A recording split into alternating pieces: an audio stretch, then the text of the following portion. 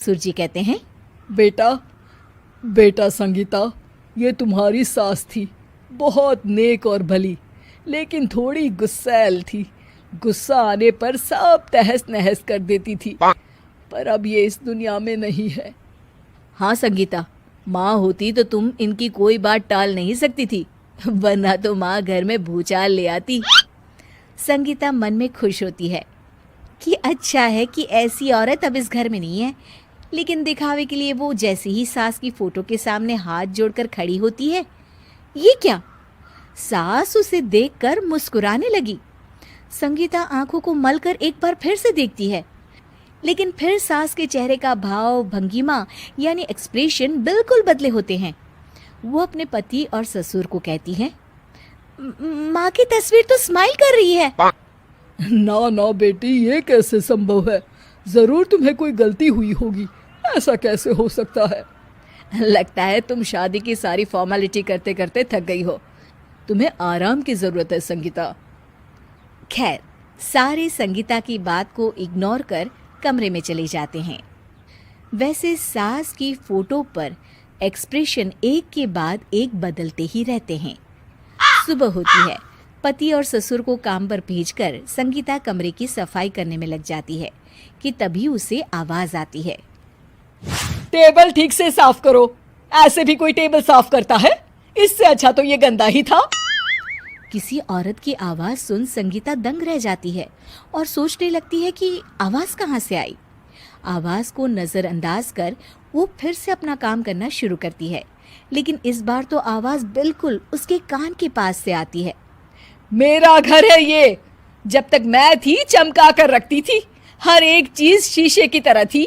तुम्हें तो ना सफाई आती है ना कुछ पता है। क्यों तुम्हें मेरे घर की जिम्मेदारी दे दी गई है?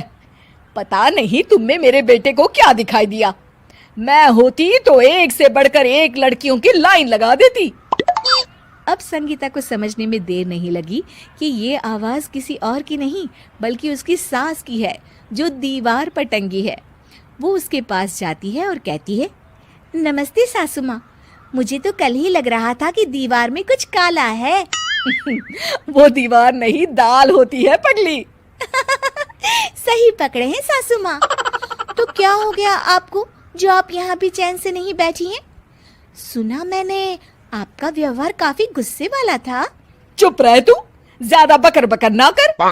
घर का काम करना तो आता नहीं, आई है मुझसे बहस करने। हाँ देखिए सासू माँ, मैं आपसे साफ साफ कह देती हूँ, मुझसे पंगा लेने की कोशिश मत करिएगा।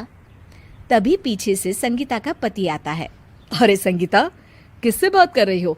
कौन है वहाँ? संगीता की सास की फोटो फिर से पहले जैसी हो जाती है। आपकी माँ से कह रही थी कि मुझे काम करना आता।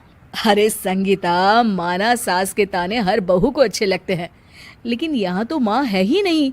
तुम तो फोटो से ही तुम भी लाजवाब हो संगीता।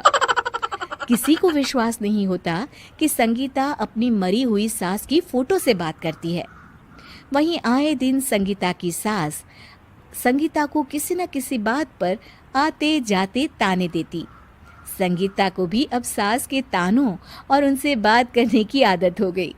वो कभी खानदान की कहानी तो कभी तीज त्योहार कैसे मनाए या किसी व्यंजन की रेसिपी सास से ही पूछती। सारा दिन घर में अकेली संगीता की सास अब उसके लिए तानों के साथ पक्की साथी की तरह भी रहने लगी थी, जो किसी और को नहीं बल्कि संगीता को ही सुनाई देती। तो देखा आपने, सास बहू का रिश्ता हर रिश्ते से ऊपर होता है, फिर चाहे वो खट्टा हो या मीठा।